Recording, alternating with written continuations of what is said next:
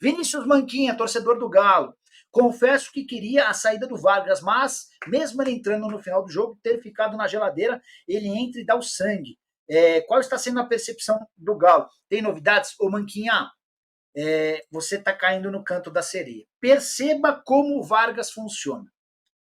O Vargas é aquele que assina um contrato, passa os primeiros meses só no come e bebe, o contrato vai chegando perto do fim e ele dá um gás. Já aconteceu isso na última renovação de contrato no Atlético.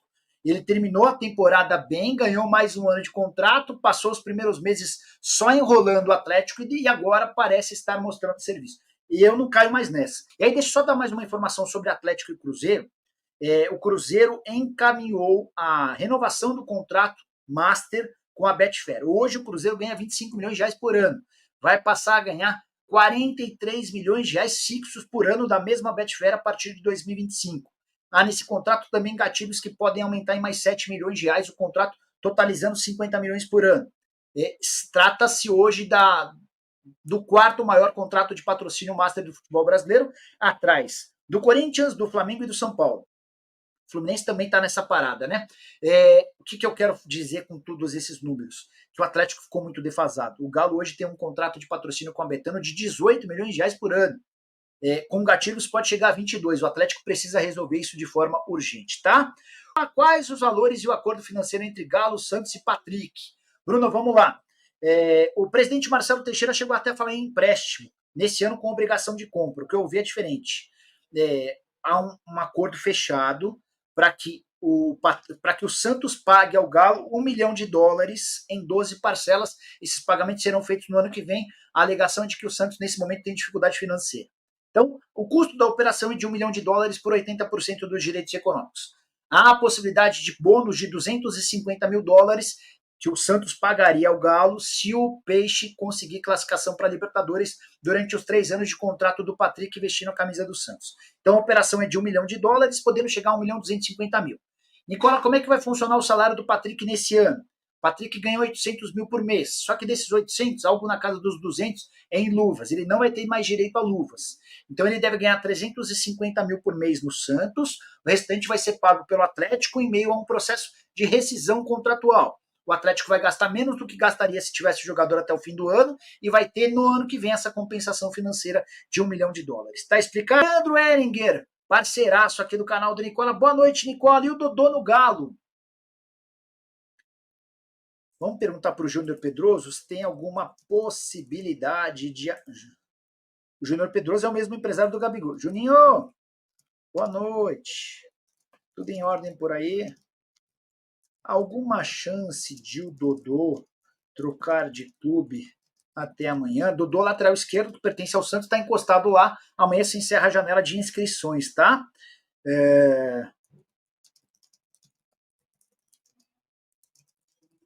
Que mais? Vamos pegar mais participações do pessoal por aqui. O Atlético, próximo adversário do Cruzeiro, recebeu o fraco Criciúma.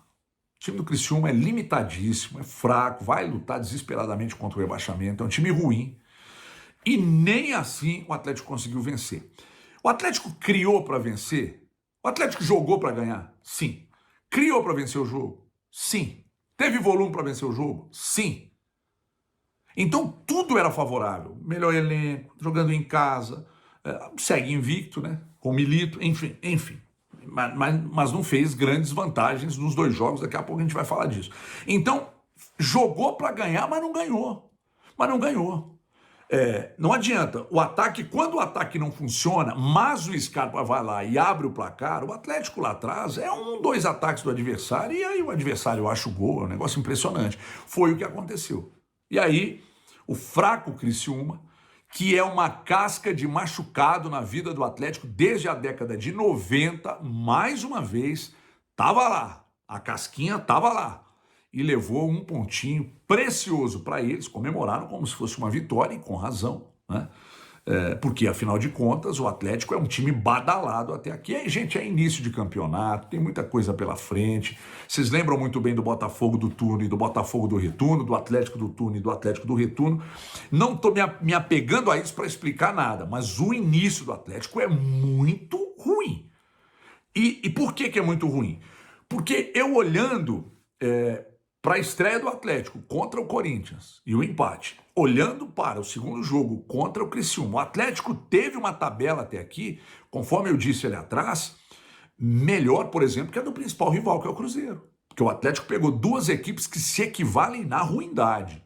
Corinthians e Criciúma hoje se equivalem, são times ruins.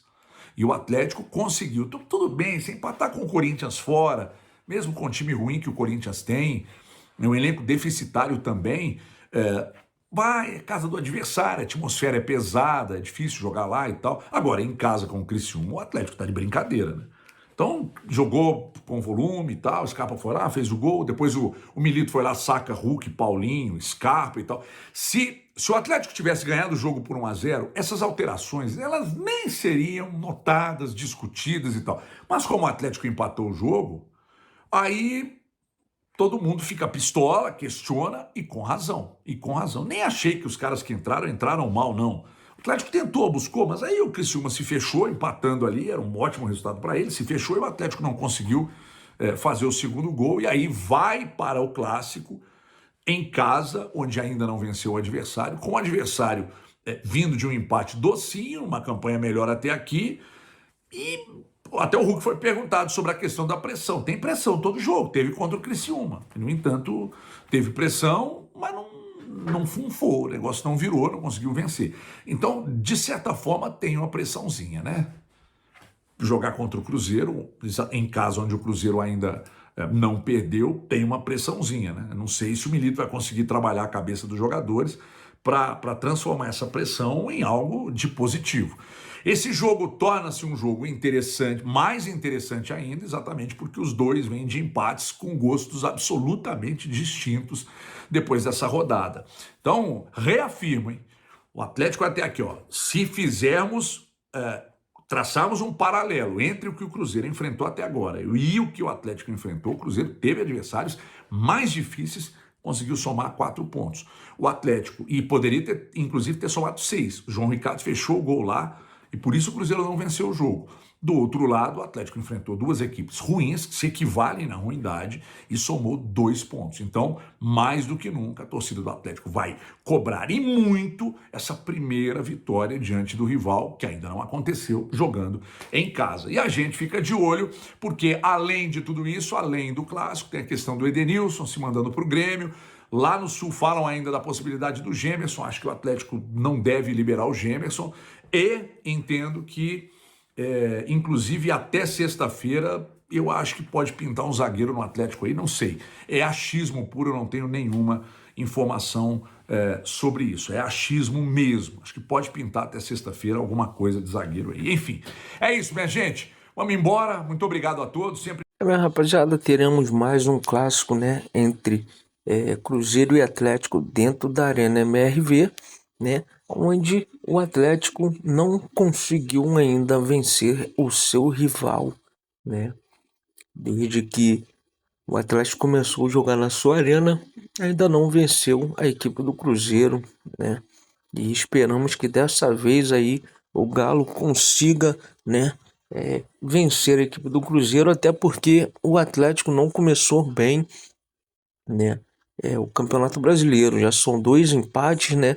um vacilo dentro de casa com a equipe do Criciúma, que muitos dão como a equipe que vai brigar contra o rebaixamento, né, e o Atlético desperdiça aí 2 pontos importantes nessa partida contra o Criciúma, né? E o duelo entre Cruzeiro e Atlético, o Cruzeiro até tá um pouco melhor no campeonato, né? Com uma vitória dentro de casa e um empate fora, né? Buscou um empate com a equipe do Fortaleza lá no Castelão e larga um pouco na frente, né? Cruzeiro com 4 pontos e o Atlético com 2 pontos, né? Dois empates. Empatou com o Corinthians na estreia do Brasileiro, lá em Itaquera, e vencia o Criciúma e acabou tomando um empate, né? E frustrando os torcedores dentro da Arena MRV. Então, espero que o Atlético se recupere, né? No Campeonato Brasileiro e principalmente em cima do seu rival, né? Porque venceu o Cruzeiro neste momento agora, dentro da Arena MRV, nesta rodada do Brasileirão, será um salto importante aí para o Atlético seguir firme na competição, né? A pessoa pode falar que o campeonato ainda está no início, né? Mas é agora mesmo que tem que fazer valer os pontos, né? Para lá na frente ficar tranquilo com uma boa gordura de pontos. Que não pode ficar perdendo pontos como o Atlético perdeu ano passado para times que brigariam para não cair. Então deixa o seu like aí, se inscreve no canal, ative as notificações também e deixa aí um comentário aí. Valeu!